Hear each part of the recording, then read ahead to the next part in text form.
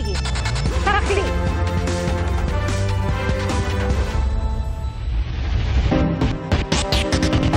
Gumugulong na investigasyon ng Office of the Ombudsman kaugnay sa mga isinawalat ni dating Congressman Zaldico kaugnay sa insertions sa 2025 national budget. Ayon kay Ombudsman Jesus Crispin Remulla, kasama sa mga posibleng imbestigahan si Pangulong Bongbong Marcos. Saksi si Salima Refran. Kahit wala pang hawak na sworn statement ni dating Congressman Zaldico, gumugulong na ang motu proprio investigation ng Ombudsman sa mga binanggit ni Ko sa kanyang serye ng mga video sa social media. Kabilang dito sina dating Budget Secretary Amenah Pangandaman, dating House Speaker Martin Romualdez, dating Undersecretary Adrian Bersamin, at maging si Pangulong Bongbong Marcos. Even the President. Well, we have to look if it's possible na nangyari yun. It's something that we have to look at. Kasi logical flow lahat yan eh. It has to be believable in the first place. Kasama rin sa iniimbestigahan si dating Executive Secretary Lucas Bersamin. Possible din kasi may relationship siya rito eh. And it was his ward eh. Bago yan naging PLLO, USEC yan sa OP eh.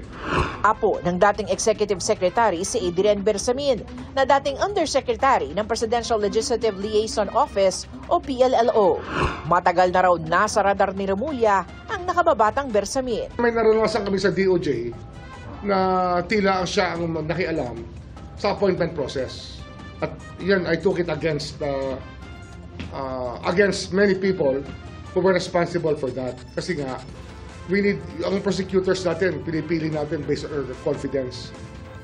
And some people were not appointed accordingly. Or were appointed without even consulting us on that matter. Meron pa ibang mga pagkakataon that this young undersecretary was using the name of the president. There have been other incidents. Ang lumalabas raw ngayon sa investigasyon ayon kay Remulla, may conspiracy to commit plunder sina dating Yusek Bersamin, dating DPWH Undersecretary Roberto Bernardo at dating DepEd Undersecretary Trijib Olayvar. Sa talumpati ni Senator Panfilo Lacson kahapon, pinangalanan niya sina Adrian Bersamin at Olayvar na ginagamit umano ang pangalan ni Pangulong Marcos para paikutin si Ko sa issue ng budget insertions.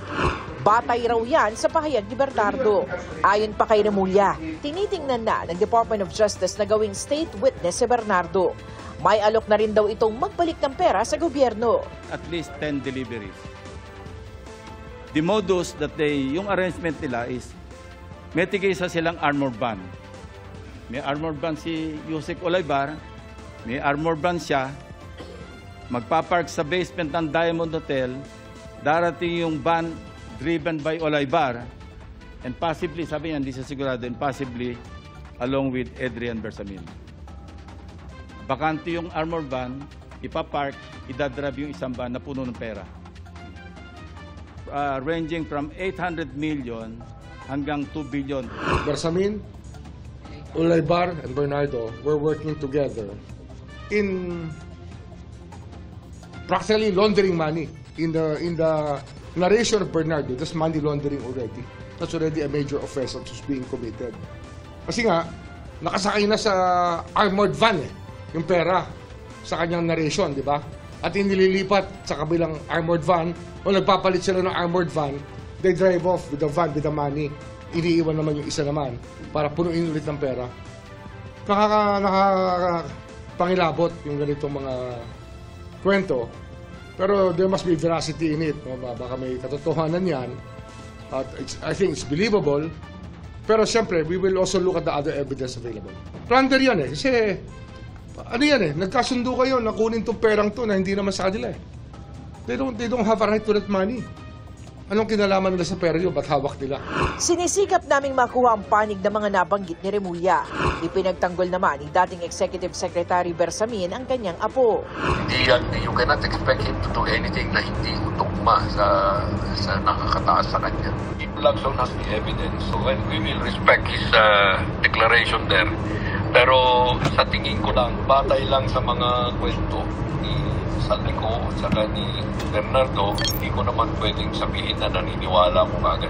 Alam mo, naging judge, abogado ako ng matagal. Itong mga bagay nito, yung mga paratang na ganito, should ultimately be established in court. Nang tanungin kung handa bang humarap sa isang formal na investigasyon si dating E.S. Bersamin para linisin ang kanyang pangalan, anya bukas siyang harapin ang anumang kasong isasampa laban sa kanya sa korte. Pero hindi na raw kailangang sa Senado pa siya humarap.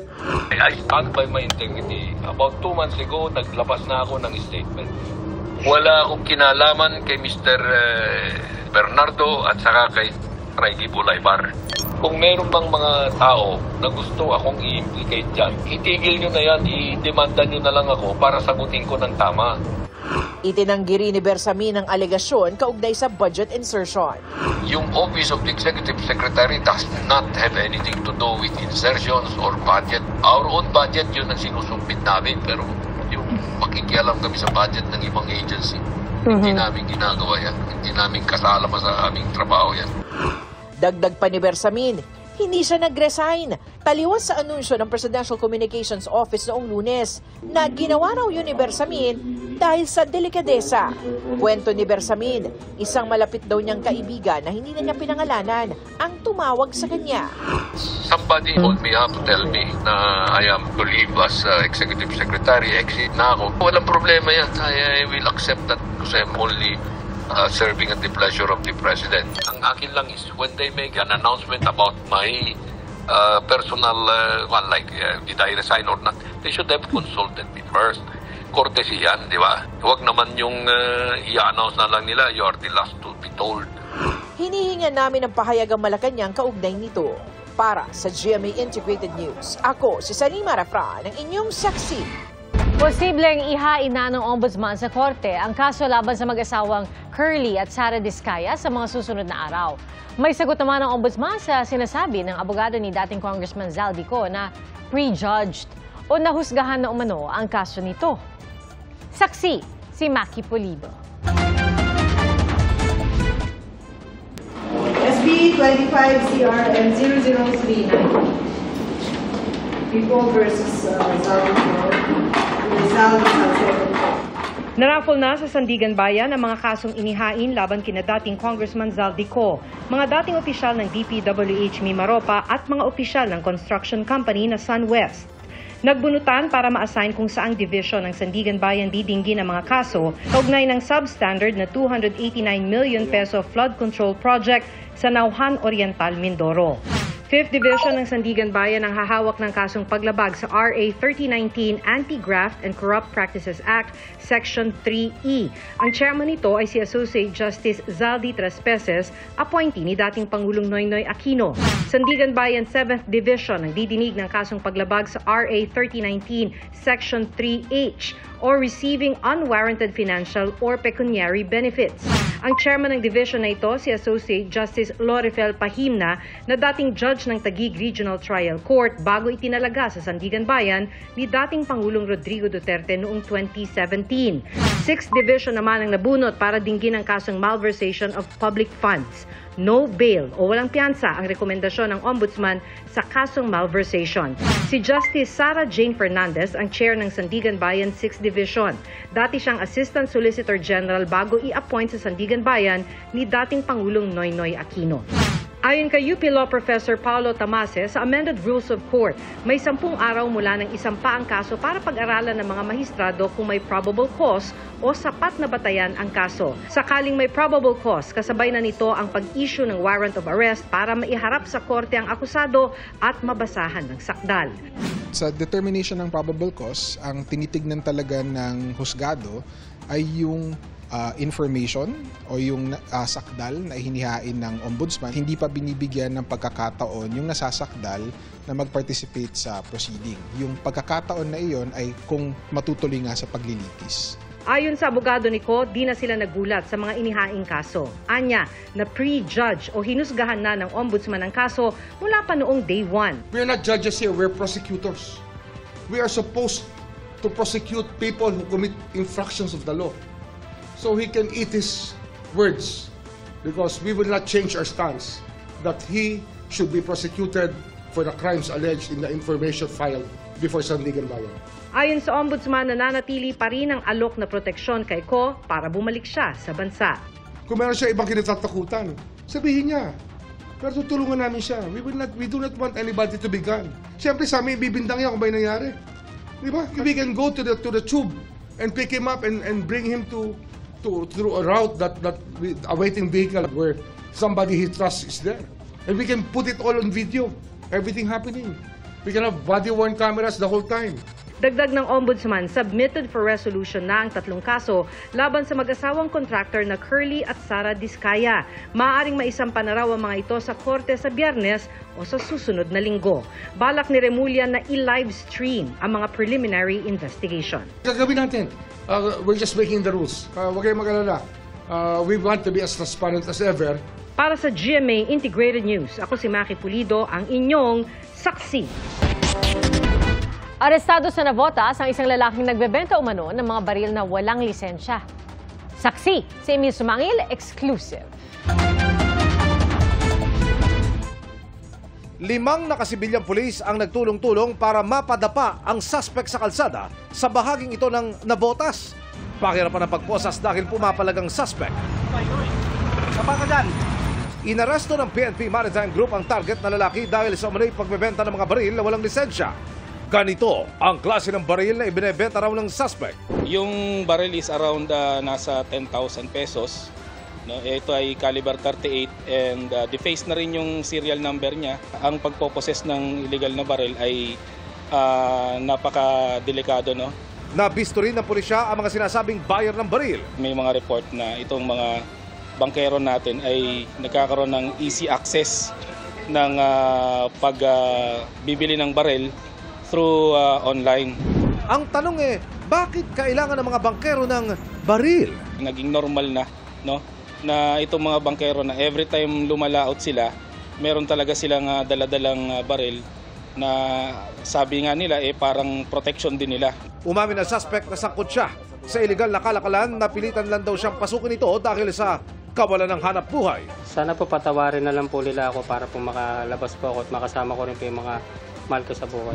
Para sa GMA Integrated News, Emil Sumangil, ang inyong saksi. Babala pa mga kapuso, sensitibo ang sunod naming ulat. Hindi po namatay sa bugbog ang nasabing freelance model at content creator sa Quezon City. Yan pong lumabas sa autopsy report ng biktima taliwas sa kumakalat na dahilan sa social media. At ang dating nobyo naman na naghatid sa modelo sa ospital, natagpo ang wala ng buhay sa kanyang tinitirhan. Saksi si Darlene Kai. Hindi pa rin tiyak ng Quezon City Police District kung ano ang ikinamatay ng 23 taong gulang na freelance model na si Gina Lima.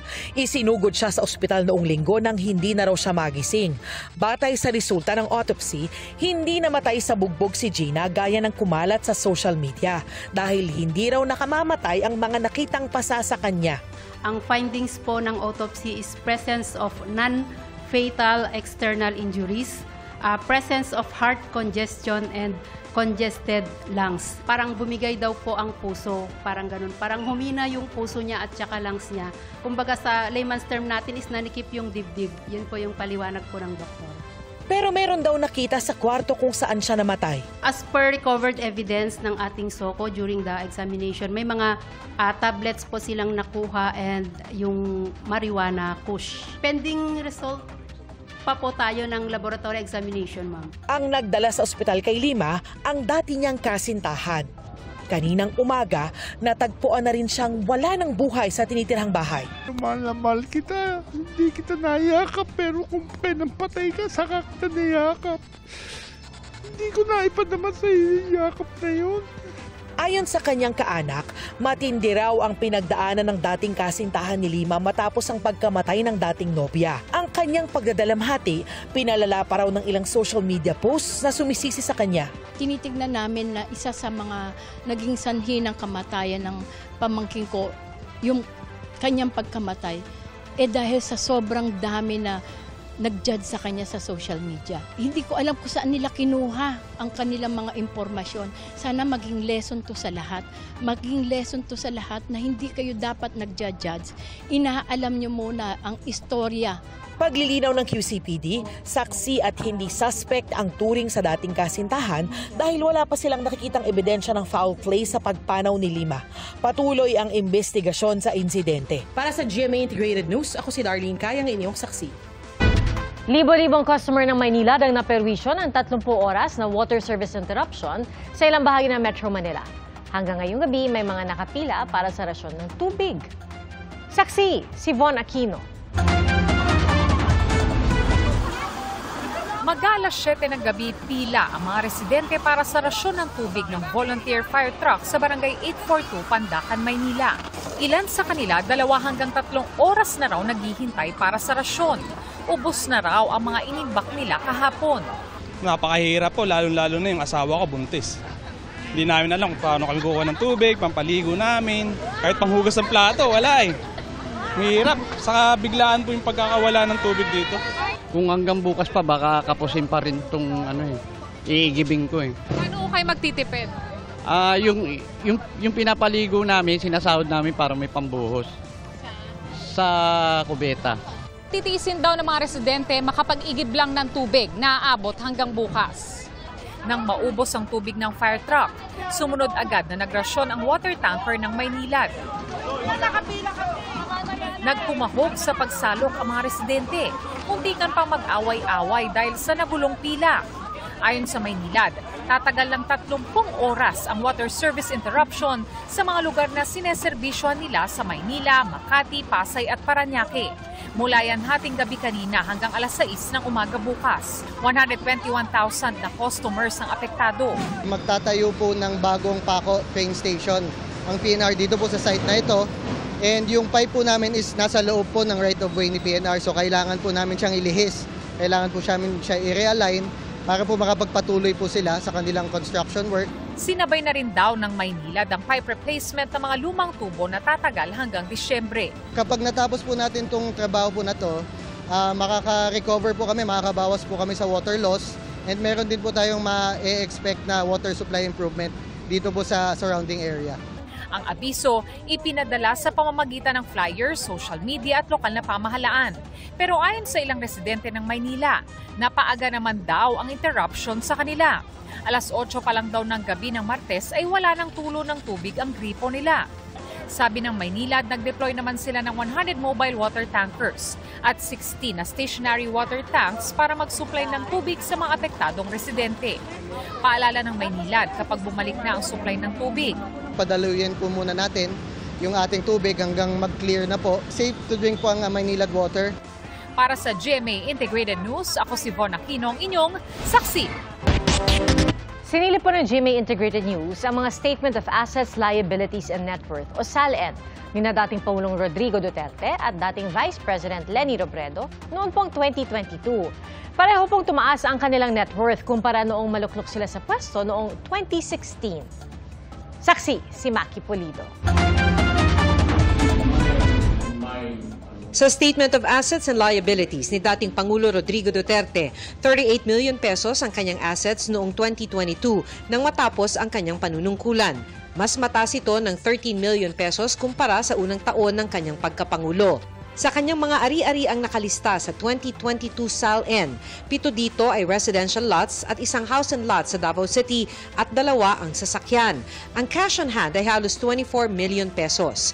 May 1.5 million na binabayarang utang si Duterte kaya ang kanyang net worth nang magtapos ang termino ay 37.3 million pesos. Mas mataas yan kaysa sa net worth niya na mahigit 24 million nang maging Pangulo noong June 2016. Si dating Vice President at ngayon Naga City Mayor Leni Robredo naman, 27.5 million ang inilistang assets sa kanyang SALN noong 2022. Ito'y mula sa halos 18 million pesos na assets noong 2016. Sa mga ari-arian ni Robredo, nagdeklara siya ng 14 na lote na residential o agricultural at 3 bahay. Meron din siya noong 4 na sasakyan at share sa Meralco at Rockwell Land. Ang cash on hand na idineklara ni Robredo noong 2022 ay halos 17 million pesos. Idineklara ni Robredo ang mahigit 12 million pesos na liabilities o utang, kaya't ang kanyang net worth ay mahigit 15.5 million pesos sa pagtatapos ng kanyang panunungkulan bilang vice-presidente. Mas mataas ito kesa sa kanyang mahigit 11 million pesos na net worth nang naluklok sa pwesto noong 2016. Para sa GMA Integrated News, ako si Maki Pulido, ang inyong saksi. Hindi po muna matutuloy ngayong linggo ang pagre-rekomenda ng Independent Commission for Infrastructure ng madagdag na kaso sa Ombudsman kaugnay ng maanumalyang flood control projects. Dahil po yan sa isinumiting supplemental affidavit ng dating DPWH Undersecretary Roberto Bernardo. Saksi si Joseph Moro. Pinag-aaralan na ng Independent Commission for Infrastructure o ICI ang supplemental affidavit na isinumite ni dating DPWH Undersecretary Roberto Bernardo. Ang affidavit na hawak ng ICI kapareho raw sa isinumite ni Bernardo sa Senado, kung saan isinangkot niya sa umano'y anomalya sa DPWH project sina Senador Chisa Escudero, Senador Jinggoy Estrada, Senador Mark Villar nung siya pa ang DPWH Secretary, dating Senador Nancy Binay, dating Senador Grace Poe at dating Senador Bong Revilla Jr. Idinawit din niya sina dating Caloocan Representative Mary Michi Mitch Cahayon Uy, San Jose del Monte Mayor at dating Congresswoman Florida Robes at dating Ako Bicol Party List Representative Saldi Co. Kasama rin sina dating DPWH Secretary Manuel Bonoan at dating DPWH Undersecretary Catalina Cabral. Dahil sa isinumiteng supplemental affidavit ni Bernardo, hindi muna matutuloy ang nakatakda na ngayong linggo na pagre-rekomenda ng ICI sa Ombudsman ang dagdag na kasong isasampa kaugnay ng anomalya sa flood control projects. We're studying that. So we'll have a delay of maybe 10 days from last Friday. Hopefully we'll finish it. Hindi pa pinapangalanan ng ICI kung sino-sino itong tatlong dati at kasalukuyan ng mga senador na susunod nilang irerekomenda na pakasuhan sa Ombudsman. Pero ayon sa ICI, gagamitin nila itong affidavit o yung sinumpaang salaysay ni dating DPWH Undersecretary Roberto Bernardo laban sa kanila. Inakusahan din ni Bernardo si dating senador at ngayon Education Secretary Sonny Angara na tumanggap ng kickback kanina kasama si Angara ng Pangulo sa pagpapasinaya ng bagong bihis na Field Sports Complex sa Pasig City. Dito sinabi ni Angara na wala siyang balak mag-resign dahil wala raw basihan at ebidensya ang mga akusasyon ni Bernardo. Number one, hearsay siya. Parang sinabi lang na may kausap, na may binigay daw para sa akin. Pangalawa, wala man lang transaksyon na binanggit, wala man lang detalye, di ba? So, parang sa akin, nag-deny na ako at saka okay na yun, tingin ko. Until maybe there's a more serious accusation. Kahapon, naghain na ng kaso ang Ombudsman sa Sandigan Bayan laban kay Saldi Co at iba pa kaugnay ng umano'y ghost flood control project sa Oriental Mindoro. Pinalalagay na ng ICI sa Immigration Lookout Bulletin ang mga kinasuhan. It is a hard-earned victory and a triumphant step forward on the road to lasting and rightful justice. It shows that the machinery of law and due process is working as it should. We are now closer to recovering what was stolen, and there is a public bidding of luxury cars tomorrow. Expect more names to come out and more filings to follow. Sa gitna ng mga isyu sa katiwalian, Nakaw na yaman, ibalik sa bayan. 30 sa Luneta, lahat magsama-sama. sisimulan na ngayong linggo sa iba't ibang lugar ang mga kilos protesta hanggang sa malaking pagtitipon sa Luneta sa November 30. Ito ay rally ng pagpapanagot. So yung mga pupunta doon na ang linya nila, depensahan si BBM, bring him home, protektahan si Sara, medyo you will feel very awkward at siguro wag na kayong pumunta. Kasado na rin daw ang paghahanda ng iba't ibang civil society groups. Nabuo po ang WAPAC dahil hindi na masikmura ng mga manggagawa ang kasalukuyang pagpapahirap. Nanawagan po ang grupo na ito sa dalawang grupo na nag-aaway ngayon, Marcos Duterte, na mag-resign sila parehas upang bigyan ng puwang ang gobyernong para sa mamamayan. Ang tunay na pagsisisi ay may kasamang pagbabalik ng ninakaw. Return what you stole. Face the consequences. There is no healing without justice. Para sa GMA Integrated News, ako si Joseph Morong, ang inyong saksi.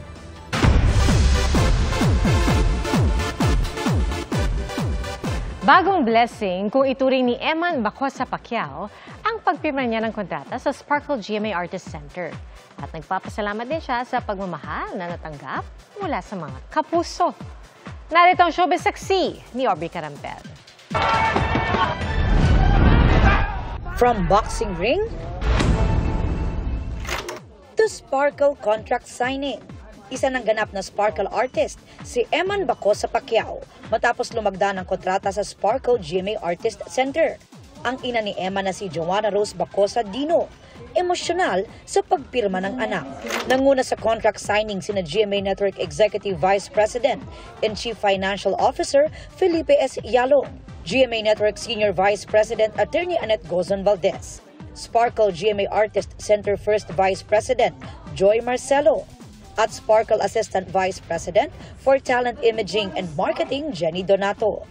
Ayon sa mga opisyal ng Kapuso Network, mula nang manalo si Eman sa undercard match ng Thrilla in Manila 2 at ma-feature sa Kapuso Mo Jessica Soho, nakitaan agad nila ng potensyal ang anak ni pambansang kamao Manny Pacquiao. Maraming salamat, Eman, and your family for considering Sparkle to manage career.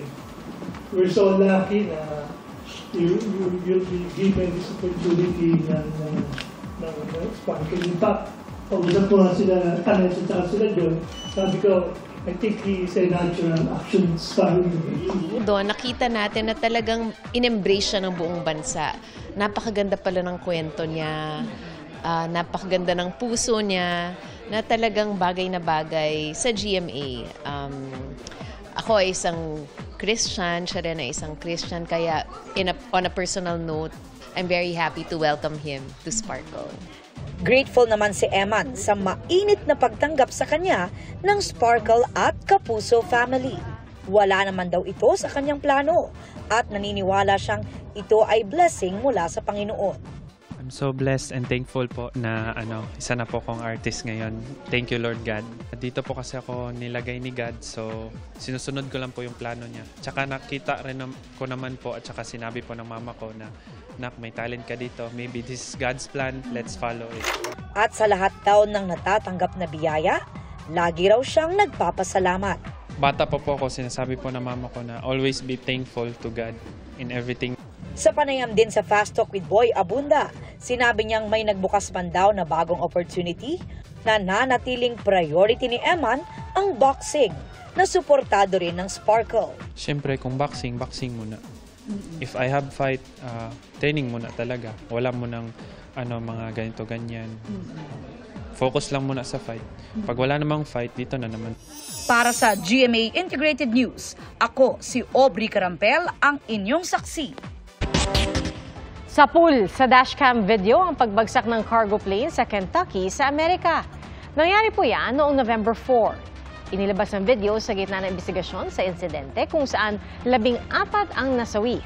Ayon sa Federal Aviation Administration, nangyari ang disgrasya nang matanggal ang isang makina mula sa pakpak ng eroplano na kalilipad lang mula sa paliparan.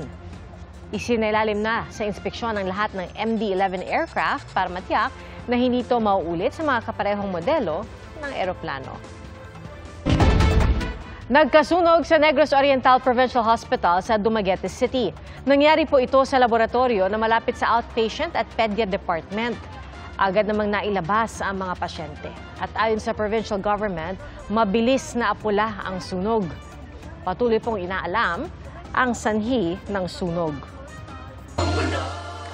36 na tulog na lang mga kapuso at Pasko na. Inilawan po sa Cardona Rizal ang Christmas tree na mayroong 25 talampakan ng taas.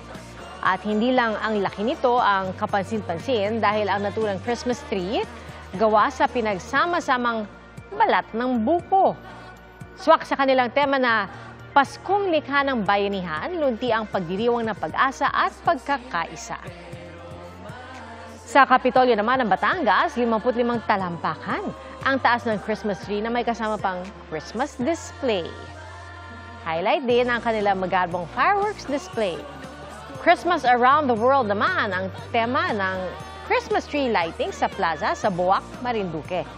Sinabayan pa yan ng kanilang dancing fountain. ang mga kumuputitap na ilaw hango sa mga iconic spot sa iba't ibang bansa gaya ng Amerika, France at Japan. Asahan po ang mga pag-ulan sa ilang bahagi ng bansa bukas. Ayon sa Pag-asa dahil ito sa iba't ibang weather systems kasamang Intertropical Convergence Zone o ITCZ, amihan, easterlies at shear line. At base sa datos ng Metro Weather, umaga pa lang bukas ay may tsansa na ng ulan sa Batanes at Babuyan Islands, Cagayan, Isabela at Cordillera. Posible rin ang kalat-kalat na ulan sa Quezon, Mindoro, Palawan at Bicol Region. Posible ring ulanin ang ilang bahagi ng Visayas at Mindanao gaya ng Western Visayas, ilang lugar sa Cebu at Bohol, Samar at Leyte. May kalat-kalat ding pag-ulan sa Northern Mindanao, Caraga, Davao Region at Barm. Posibleng magpatuloy ang mga pag-ulan sa hapon sa malaking bahagi ng bansa. Meron din pong heavy to intense rains lalo na sa Northern Luzon, Visayas at Mindanao kaya maging alerto sa banta ng baha o landslide. Posible ring maulit ang localized thunderstorms sa ilang bahagi ng Metro Manila. Binigyang parangal po ang iba't ibang programa sa TV, radyo at online ng GMA Network sa ika-47 Catholic Mass Media Awards. Kabilang na po ang Saksi na kinilalang Best News Program. Saksi, si Jamie Santos. For Best News Program and CMMA goes to Saksi by GMA7. Sa ikalimang pagkakataon sa kasaysayan ng Catholic Mass Media Awards, wagi ang late-night newscast ng GMA Integrated News na Saksi bilang Best News Program. Para ito sa episode sa bisperas ng libing ni Pope Francis noong Abril. Tinanggap ang parangal ni Saksi Anchor Pia Arcangel. Hindi ko mailarawan kung gaano katindi yung tuwa na nararamdaman namin na kami po ay kinilala ng CMMA. Sa ikalimang pagkakataon, ito po ay isang napaka-espesyal na pagkilala at syempre nagsisilbi itong inspirasyon para lalo pa namin paiktingin at pagalingin pa ang ginagawa naming trabaho. Bukod sa Saksi, wagi rin ang iba pang programa at personalidad ng GMA Network Incorporated. Best Public Service Program at Best Special Event Coverage ang Kapuso Mo, Jessica Soho para sa Pope Francis, The People's Pope. Best TV Special ang The Atom Araulio Specials. Nanalo namang Best Comedy Program ang Bubble Gang. Best Drama Series or Program ang Pulang Araw. Habang Best Entertainment Program ang The Voice Kids. Itinanghal namang Best Children ang Youth Program ang I Believe. Wagi rin ang mga programa ng Super Radio DCWB. Best Educational Program ang Pinoy MD sa Double B. Habang Best News Commentary ang Melo del Prado sa Super Radio sa DZWB. Ang panata kontra fake news ng GMA Integrated News itinanghal na Best Public Service Digital Ad. Kinilala rin ang Dapat Ganito, Kapuso, Mapagmahal sa Pamilya bilang Best Branded Digital Ad at Best Branded TV Ad. Para sa Best Adult Educational or Cultural Program, wagi ang Home Base Plus. Ginawaran ng special citation ang Biyaheng Totoo para sa Best TV Special Television. At ang For Better or Worse, The Plight of Filipino Farmers After 5 Years of Rice Tarification Law ni Ana Felicia Bajo at Ted Cordero ng GMA News Online bilang Best Investigative Report Print. Nakakuha rin ng special citation ang Fast Talk with Boy Abunda. Dami Mong Alam Kuya Kim, Double Weng sa Double B at DZWB Super Serbisyo, Trabaho at Negosyo. Ganon din ang Dapat Ganito, Kapuso, Makadiyos. Himig Panalangin ng GMA7 at Jesuit Communications at Business Matters ng GMA7 at TV8 Media Productions.